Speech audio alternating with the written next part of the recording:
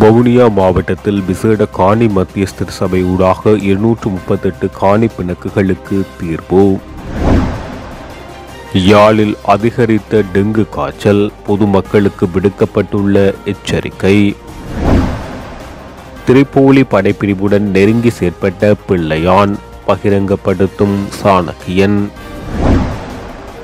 பிரான்சில் தலைமறைவாகியுள்ள முக்கிய புள்ளியை இலங்கைக்கு கொண்டுவர முயற்சி.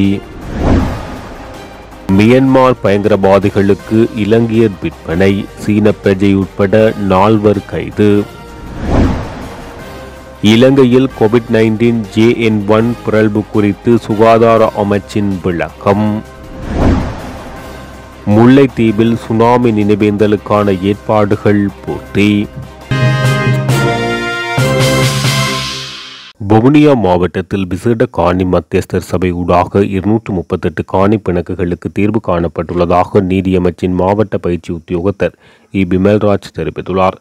வவுனியா பிரதேச செயலக மாநாட்டு மண்டபத்தில் நேற்று இடம்பெற்ற வவுனியா விசேட காணி மத்தியஸ்தர் சபையின் 5வது வருட பூர்த்தி நிகழ்வில் அதிதியாக கலந்து கொண்டு உரையாற்றும் போது அவர் இதனை தெரிவித்துள்ளார்.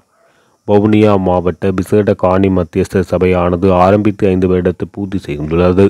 வடக்கு கிழக்கு மாகாணங்களில் காணப்படும் காணி பிணக்குகளுக்கு தீர்வு காண்பதற்காக காணி மத்தியஸ்தர் சபைகள் உருவாக்கப்பட்ட போதும் தற்போது 16 மாவட்டங்களில் இயங்கி வருகின்றது. ஏனைய மாவட்டங்களில் உருவாக்கும் முயற்சிகள் இடம்பெறுகின்றது.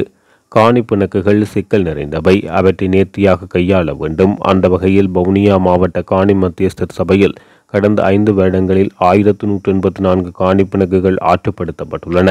இவை நீதிமன்றம், போலீஸ் நிறுவனங்கள் மற்றும் தனிநபர்கள் ஊடாக ஆற்றுப்படுத்தப்பட்டது. பல்வேறு இடர்பாடுகளுக்கு மத்தியில் கோவிட் கால பகுதி மற்றும் பொருளாதார நெருக்கடி காலம் உள்ளடங்களாக எமது மாவட்ட காணி மத்தியஸ்தர் சபை உறுப்பினர்கள் செயற்பட்டு 238 காணி பிணக்குகளுக்கு தீர்வு காணப்பட்டுள்ளது. 260 காணி பிணக்குகள் இரு பகுதியினரின் இணக்கப்பாட்டுடன் தீர்வு காண முடியாத நிலையில் அவற்றுக்கு தீர்க்கப்படாமைக்கான சான்றிதழ் வழங்கப்பட்டுள்ளது.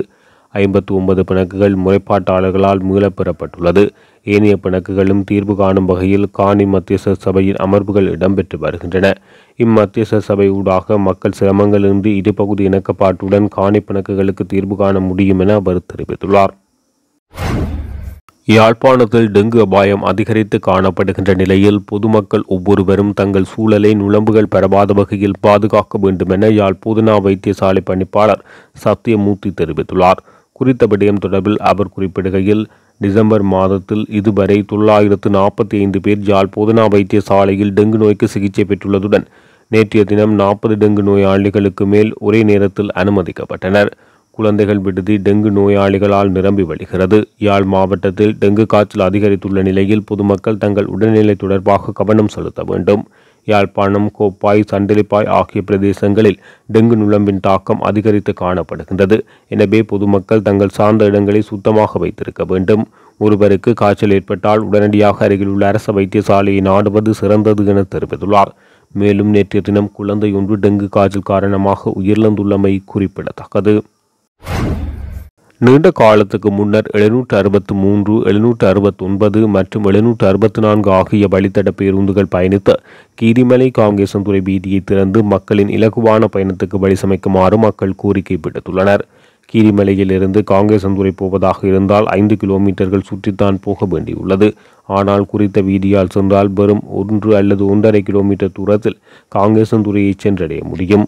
குறித்த வீதியால் செல்லும் போது இந்து கோவில், புத்த கோவில், கிறிஸ்தவ கோவில் என 5 கோவில்கள் உள்ளன. பாதையை திறந்தால் அந்த ஆலயங்களை தரிசிப்பதற்கான சந்தர்ப்பம் கிடைக்கும். கொழும்பிலேயே இராணுவத்தினரின் பாதுகாப்பு வலயத்துக்கு அருகினால் செல்லக்கூடிய நிலைமை காணப்படுகின்றது. ஆனால் இந்த பாதை அடைக்கப்பட்டுள்ளது.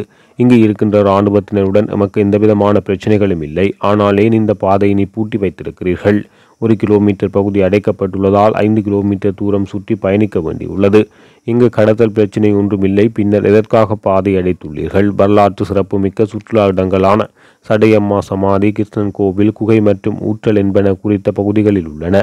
எனவே இந்த பாதையை திறந்தால் நாங்கள் அங்கே செல்ல முடியும். யுத்த காலத்தில் பாதையை அடைத்து வைத்திருந்தால் பிரச்சனை இல்லை. ஆனால் யுத்தம் முடிந்த இத்தனை வருடங்களுக்கு பின்னர் மக்களும் குடியேறியுள்ள நிலையில் நாங்கள் இராணுவத்தினருடன் எந்தவிதமான பிரச்சனைகளும் இல்லாமல் இருக்கிறோம். இவ்வாறு இருக்கும் போது எதற்காக பாதையை பூட்டியுள்ளீர்கள்? தற்போது காங்கேசன் துறைமுகம் திறக்கப்பட்டுள்ளது.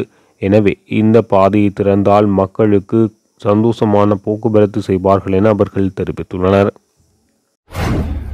உயிர்த்த ஞாயிறு குண்டு தாக்குதல் விவகாரத்தில் இராணுவ புலனாய்வு மற்றும் திரிப்போலி படைப்பிரிவு ஆகிய அமைப்புகளுக்கு தொடர்பு இருப்பதாகவும் அந்த அமைப்புகளுடன் பிள்ளையான் நெருங்கி செயற்பட்டதாகவும் மட்டக்களப்பு மாவட்ட பாராளுமன்ற உறுப்பினர் சாணக்கியன் தெரிவித்துள்ளார். இந்த விடயமானது அண்மையில் வெளியாகிய சேனல் போ ஆவணப்படத்தில் கூறப்படுவதாக அவர் தெரிவித்துள்ளார். மட்டக்களப்பில் முன்னாள் பாராளுமன்ற உறுப்பினர் ஜோசப் பராசிங்கத்தின் நினைவஞ்சலியில் கலந்து கொண்டு கருத்து தெரிவிக்கும் போது அவர் இதனை தெரிவித்துள்ளார். மேலும் கிறிஸ்தவ மக்களுக்கு அவர்களுடைய முக்கிய நாட்களில் மறக்க முடியாத செயலை செய்துவிட்டு நல்லவர் போல இன்றைய தினம் கிறிஸ்துமஸ் மக்களுக்கு வாழ்த்துக்களை தெரிவித்துள்ளார் சிவனேசதுரை சந்திரகாந்தன் என அவர் சுட்டிக்காட்டியுள்ளார். இந்த வருடம் நடுப்பகுதியிலே வெளிவந்த சேனல் 4 அந்த காணொலி, இந்த சேனல் 4 காணொலியை நீங்கள் அனைவரும் பார்த்திருப்பீங்கள். ஊடக இந்த உரையை கேட்கிறவர்களும் நிச்சயமாக அந்த சேனல் 4 காணொலியை பார்த்திருப்பீங்கள். அந்த 2024 ஆண்டு 23ஆம் ஆண்டு இறுதி காலப்பகுதியிலே வந்த சேனல் 4 டாக்குமெண்ட்ரியின் ஊடாக நிச்சயமாக ஜோசப் பர்ராசிங்கம் ஐயா உட்பட இந்த மட்டக்களப்பு மாவட்டத்திலே ஒட்டுக்கொள்களால் கொல்லப்பட்டவர்களுக்கு நீதி கிடைக்கிறதுக்கு மீண்டும் ஒரு வாய்ப்பு வந்துவிட்டதென்றது மிக தெளிவாக தெரிந்தது. ஏன் நான் அதை சொல்கின்றேன் என்று சொன்னால், நான் நினைக்கின்றேன் இந்த மட்டக்களப்பு மாவட்டத்திலே இந்த வீதியிலே இருக்கிற பல கொலைகளுக்கு சம்பந்தமானவர்களை பற்றி தான் அந்த ஈஸ்டர் குண்டுவெடிப்பை பற்றி வந்த அந்த காணொலியே வெளியே வந்தது. இன்று நேரடியாக இந்த ஜோசப் பர்ராசிங்கம் ஐயாவுடைய கொலைக்கு நேரடியாக சம்பந்தப்பட்டவர் என்று சொல்லப்படும் சிவனேஸ்வரை சந்திரகாந்தனுடைய முகநூலிலே ஒரு கிறிஸ்மஸ் வாழ்த்தை பார்த்திருந்தேன். அனைவருக்கும் ஒரு சிறந்த ஒரு கிறிஸ்மஸ் வாழ்த்தை அவர் தெரிவித்துக் கொண்டிருந்தார். அவர் அதை சொல்லும் பொழுது அவங்களுடைய கட்சி, அவங்களுடைய இந்த தமிழ் மக்கள் விடுதலை புலிகள் என்ற அந்த குழு, இந்த குழுவினர் கிறிஸ்தவ மக்களுடைய அனைத்து நிகழ்வுகளையும் இந்த மாவட்டத்திலே நாசமாக்கியது குற்றச்சாட்டு அவர் மீது இருக்கின்றது. கிறிஸ்மஸ் அன்று தேவாலயத்துக்குள்ளே ஜோசப் பர்ராசிங்கம் ஐயாவை சுட்டுக் கொல்லப்பட்டதாக ஒரு குற்றச்சாட்டு. சேனல் 4 டாக்குமெண்ட்ரியிலே ஈஸ்டர் குண்டுவெடிப்பு, ஈஸ்டர் தினம் அன்று இதே வீதியிலே இருக்கும் ஜயோன் தேவாலயத்திலே 35 சிறு பிள்ளைகள், 35 பேர், அதில் 16 பேர் சிறு பிள்ளைகள் கொல்லப்பட்டதுக்கு காரணமாக அவர்கள்தான், அவர்களுக்கு தொடர்பு இருக்கின்றதையும் அந்த ஈஸ்டர் குண்டுவெடிப்பை பார்க்கக்கூடியதாக இருந்தப்ப ஒரு புறம் வாழ்த்துக்கள் சொல்றார்கள் கிறிஸ்தவ மக்களுக்கு, இன்னொரு புறம் கிறிஸ்தவ மக்களுக்கு உருத்தான அந்த மிக முக்கியமான 2 தினங்களையும் மறக்க முடியாத நாட்களாக மாற்றினவர் தான் இன்று வாழ்த்துக்களை தெரிவிக்கிறார். எனக்கு ஞாபகம் இருக்கு, அந்த ஈஸ்டர் குண்டுவெடிப்பு நடந்த அன்று சகோதரர் மதன் இங்கே இருக்கின்றார். இந்த ஜயோன் தேவாலயத்திலே இருந்து பிள்ளைகளை அவர்கள் தான் தூக்கிட்டு வந்தார்கள். நானும் அந்த இடத்தை வந்திருந்தேன். நாங்கள் அந்த பலருடைய இறுதி கிரிகைகளுக்கு நாங்கள் கலந்து கொண்டு நாங்கள் அதிலே ஒரு பிள்ளையோடு எனக்கு ஞாபகம் இருக்கின்றது, டெவி அந்த பிள்ளையினுடைய பேர். அந்த நேரத்திலே அந்த பிள்ளைக்கு ஒரு 3-4 வயது தான் இருக்கும். அந்த பிள்ளையினுடைய தாயையும் இழந்து தந்தையும் இழந்து 2 கண்களையும் இழந்து இன்று வரைக்கும் அந்த பிள்ளை பார்வை இல்லாத நிலையிலே இருக்கிறார். அப்போ இவ்வாறு இந்த மட்டக்களப்பு மாவட்டத்திலே பல விடயங்களுக்கு இந்த ஈஸ்டர் குண்டுவெடிப்பு, அதுக்கு முன்பு ஈஸ்டர் குண்டுவெடிப்பிலே இருக்கும் சில செய்திகளை பார்த்தால் அதிலே மிக முக்கியமாக ட்ரிப்பலி பிளட்டூன் என்ற ஒரு குழுவை பற்றி பேசப்படுகிறது. இந்த ட்ரிப்பலி பிளட்டூன் என்று சொல்ற குழு இராணுவ புலனாய்வோட சேர்ந்து ஒட்டுக்குழுக்களும் சேர்ந்து இந்த ட்ரிப்பலி பிளட்டூன் என்றது இயங்குனதாகவும் அதிலே பிள்ளையானவர்களுக்கு பங்களிப்பு இருந்ததாகவும் அந்த சேனல் 4 டாக்குமெண்ட்ரியே சொல்லப்படுது. அப்போ இந்த ட்ரிப்பலி பிளட்டூனூடாகத்தான் பல கொலைகள் எல்லாம் நடந்தது என்று சொல்லி நாங்கள் சொல்லவில்லை, அந்த சேனல் 4 டாக்குமெண்ட்ரியிலே சொல்லப்படுகிறது. அப்போ இது அனைத்துக்கும் ஒரு சர்வதேச விசாரணை வேணும் என்று நாங்கள் சொல்லியிருந்தாலும் கூட இன்று வரைக்கும் சர்வதேச விசாரணை இல்லாவிட்டாலும் கூட ஒரு உள்நாட்டு விசாரணை இல்லாமல் இருக்கின்றது. இது மிகவும் கவலை தரும். ஆனால் 2023ஆம் ஆண்டு, நான் 2020ஆம் ஆண்டிலே பேசினதை விட 2023ஆம் ஆண்டிலே நிச்சயமாக ஒரு விசாரணை நடைபெறுவதாக இருந்தால் அது தமிழ் மக்களுடைய கையிலே, தமிழ் மக்களுக்கும் அந்த விசாரணை நடைபெறுவதற்கு அதை சாத்தியப்படுத்துவதற்கு ஒரு வேலையை செய்யலாம். தமிழ் மக்களும் அதை நிச்சயமாக செய்யலாம். ஏனென்றால் இன்று விசாரணைகள் நடத்தப்படும் என்று பேசிக்கொண்டு வரும் பொழுது நாங்கள் விசாரணை வேணும் என்று சொல்கிறேன். ஆனால் ஜோசப் பர்ராசிங்கம் அவருடைய அந்த கொலை வழக்கிலே 5 பேர், மொத்தம் 5 பேர் குற்றவாளிகளாக பெயர் குறிக்கப்பட்டது. அந்த 5 பேரிலே 2 கன்ஃபெஷன், அதாவது 2 அதிலே வாக்குமூலம் பதிவு செய்திருந்தார்கள். அதாவது இந்த சிவனேஸ்வரை சந்திரகாந்தன் அவருக்கு எதிராக வாக்குமூலம் பதிச்சிருந்தார்கள். நாங்கள் அந்த அக்யூஸ்டாக இருந்த கன்ஃபெஷன் தந்திருக்கிறாங்க.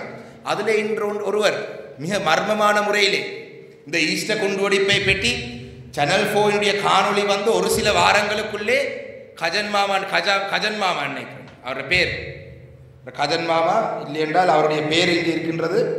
அந்த ஒருவர் கஜன் மாமா, அந்த அவருக்கு எதிராக வாக்குமூலம் தருவதற்கு தயாராக இருந்த வழக்கிலே தயாராக இருந்த 2 பேரிலே ஒருவர் கஜன் மாமா என்றவர் மிக மர்மமான முறையிலே உயிரிழந்தார்.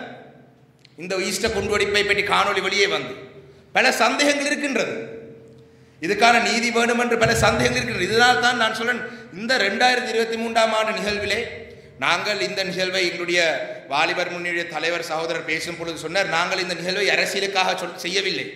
இந்த நிகழ்வு இவ்வாறான மனிதர்கள் வாழ்ந்தார்கள், அவருடைய பங்களிப்பு எவ்வாறு இருந்ததுன்னு சொல்லி இன்று வாழும் மக்களுக்கு தெரியப்படுத்த வேண்டும் என்றதுக்காக இந்த நிகழ்வை இலங்கை தமிழரசு கட்சியினுடைய வாலிபர் முன்னணி தொடர்ந்து முன்னெடுத்து செல்கிறது. ஆனால் இந்த நிகழ்வை நடத்துவது மட்டும் இல்லாமல் நாங்கள் இந்த இறந்த ஜோசப் ஐயா அவர்களுக்கு நீதி கிடைக்க வேண்டும் என்றதுக்கும் எங்களுடைய ஒரு சில பங்களிப்புகளை செய்யலாம். தமிழ் மக்கள், ஒட்டுமொத்த தமிழ் மக்களை செய்யலாம். நிச்சயமாக 2020ஆம் ஆண்டு பிள்ளையான் அவர்கள் சிறையிலே இருந்து வெளியே வந்து இன்று அபிவிருத்தி குழு தலைவராக இருக்கிறார், இன்று அமைச்சராக இருக்கிறார் என்று சொன்னார். அவர்கள் நினைக்கக்கூடாது 2024ஆம் ஆண்டிலே தமிழ் மக்களும் இணைந்து இந்த நாட்டிலே ஒரு ஆட்சி மாற்றம் ஒன்றை உருவாக்கினார். இந்த கோட்டாபே ராஜபக்ச, பசில் ராஜபக்ச, மஹிந்த ராஜபக்சனுடைய பின்னணியிலே இயங்கும் அரசாங்கத்தை இல்லாமல் செய்தால் நிச்சயமாக நாங்கள் மீண்டும் ஒரு விசாரணை ஒன்றை ஆரம்பிக்கிறதுக்கான வலியுறுத்தலாம். இன்று சிவனேசதுரை சந்திரகாந்தன் அவர்கள் பாதுகாப்பாக இருந்தால்தான் அவருக்கு அந்த நேரத்திலே செய்திகளை வழங்கினது, அவருக்காக அந்த விடயங்களை சொன்னவர்கள் பாதுகாப்பாக இருக்கலாம். இன்று ஈஸ்டர் குண்டுவெடிப்புக்கு பின்னால ராஜபக்ச அவர்களுக்கு ஒரு தொடர்பு இருக்கிறதாக நாங்கள் சொல்லவில்லை. உலக நாள் சேனல் 4 அந்த காணொளி சொல்லுகிறது. எவருமே சொல்லல சேனல் 4 அது ஒரு சும்மா ஒரு வீடியோ, அதில் வந்ததெல்லாம் உண்மை என்று சொல்ல முடியாது. என்றால் சேனல் 4 உலகத்திலே அனைவருக்கும் தெரிந்த, அனைவரும் நன்றாக ஏற்றுக்கொண்ட ஒரு ஊடகம். அந்த ஊடகத்திலே ஒரு செய்தி வருமாக இருந்தால் அதிலே பின்னணியிலே இருக்கும் ஆவணங்களை வைத்து, அதற்கு பின்னுக்கு இருக்கும் சாட்சியங்களை வைத்து தான் அவங்க அந்த காணொலியை வெளிப்படுத்தலாம். அப்ப அவ்வாறு ஒரு காணொலி வந்திருக்கு என்று சொன்னால் அந்த காணொலியை ராஜபக்ச அவர்கள் தான் ஈஸ்டர் குண்டுவெடிப்புக்கு தொடர்புன்றது போல சொல்லப்படுகிறது. அவர்கள் ஆட்சியில் பிரான்சில் தலைமறைவாக வாழ்ந்து வரும் பாரிய போதைப்பொருள் கடத்தல்காரரும் ஒழுங்கமைக்கப்பட்ட குற்றச்செயல் தலைவருமான ஒருவரை இலங்கைக்கு அழைத்து வருவதற்கான முயற்சிகள் மேற்கொள்ளப்பட்டு வருவதாக பொது பாதுகாப்பு அமைச்சர் திரானலஸ் தெரிவித்துள்ளார்.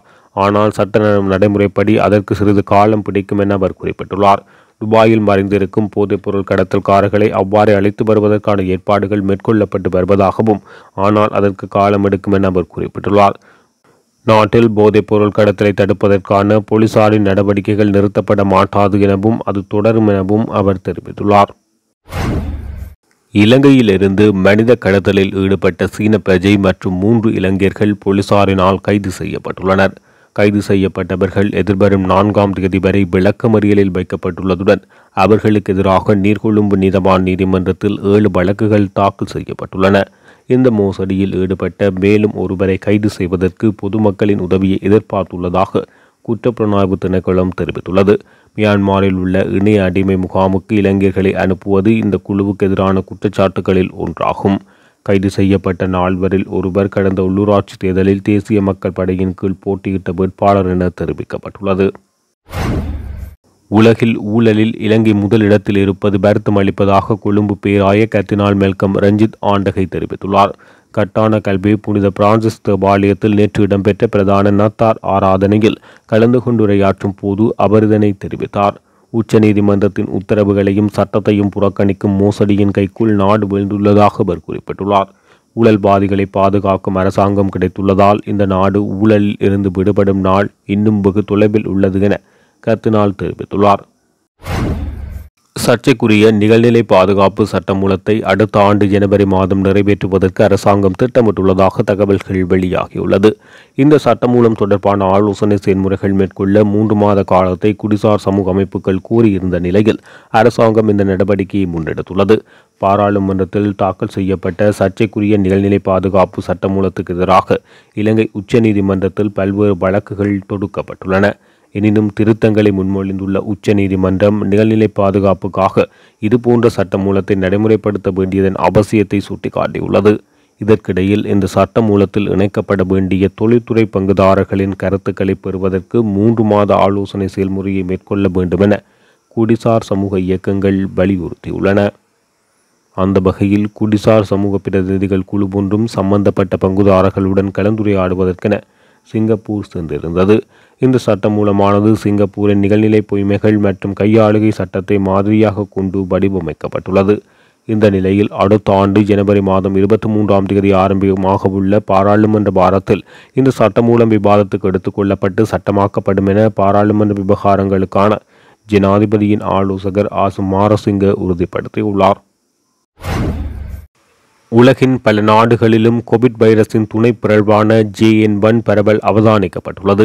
எனவே இலங்கையில் இதன் நிலைமை குறித்து அறிந்து கொள்வதற்கான பிரதான வைத்தியசாலைகளிலிருந்து பெறப்பட்ட மாதிரிகள் மருத்துவ ஆராய்ச்சி நிறுவனத்தில் பரிசோதனைக்குட்படுத்தப்பட்டதாகவும் அவற்றில் எந்த மாதிரியிலும் கோவிட் தொற்று இனங்காணப்படவில்லை என சுகாதார அமைச்சு குறிப்பிட்டுள்ளது. எனவே JN1 பிறழ்வினால் ஏற்படக்கூடிய பொது சுகாதார அச்சுறுத்தல்கள் குறைவாகவே காணப்படுவதாகவும் எவ்வாறு இருப்பினும் முன்னெச்சரிக்கை நடவடிக்கையாக கோவிட் தொற்றை இனங்காண்பதற்கான பரிசோதனைகள் அதிகரிக்கப்பட்டுள்ளதாக சுகாதார அமைச்சு சுட்டிக்காட்டியுள்ளது. தற்போதைய உலகளாவிய சூழ்நிலையை கருத்தில் கொண்டு சுகாதார அமைச்சு உலக சுகாதார ஸ்தாபனத்தின் தென்கிழக்காசிய பிராந்திய அலுவலகத்துடன் கலந்து ஆலோசித்து 19 பிரதான மருத்துவமனைகளில் சுவாச நோய்களின் கட்டுப்பாட்டு நடவடிக்கைகளை வலுப்படுத்தியுள்ளது. கோவிட் தொற்றை இனங்காண்பதற்கான பரிசோதனைகளை அதிகரிப்பதற்கும் நடவடிக்கை எடுக்கப்பட்டுள்ளது. கடந்த சில மாதங்களாக இலங்கையில் நடாத்தப்பட்ட சோதனைகள் மிக குறைந்த எண்ணிக்கையிலான கோவிட் நோயாளர்கள் இனம் காணப்பட்டுள்ளனர். இன்னும் கடந்த சில நாட்களாக சிறப்பு கவனம் செலுத்தி தொழில்நுட்ப அறிவுறுத்தல்களின்படி முக்கிய மருத்துவமனைகளில் இருந்து மாதிரிகள் பெறப்பட்டு மருத்துவ ஆராய்ச்சி நிறுவனத்துக்கு பரிசோதனைக்காக அனுப்பப்பட்டன. எந்த மாதிரியிலும் கோவிட்-19 தொற்று அடையாளம் காணப்படவில்லை.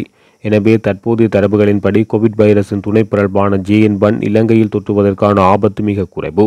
நிபுணர்களின் ஆலோசனையின்படி காய்ச்சல் மற்றும் பிற சுவாச நோய்கள் பரவுவதை தடுக்கக்கூடிய மூடிய சுற்றோட்டம் அற்ற நெரிசலான இடங்களில் முகக்கவசங்களை அணிவது, அடிக்கடி கைகளை கழுவுதல், இடைவெளியை பேணுதல், இருமல் மற்றும் தும்மல் இருந்தால் மருத்துவ ஆலோசனை பெறுதல் என்பனவற்றின் மூலம் நோய் பரவுவதற்கான வாய்ப்புகள் குறைத்து கொள்ள முடியும். குறிப்பாக 60 வயதுக்கு மேற்பட்டவர்கள், நாட்பட்ட நோயாளர்கள் உள்ளவர்கள் மற்றும் கர்ப்பிணி தாய்மார்கள், சுவாச நோய்களால் பாதிக்கப்பட்டவர்கள் உடனடியாக வைத்தியர்களை அணுக வேண்டும்.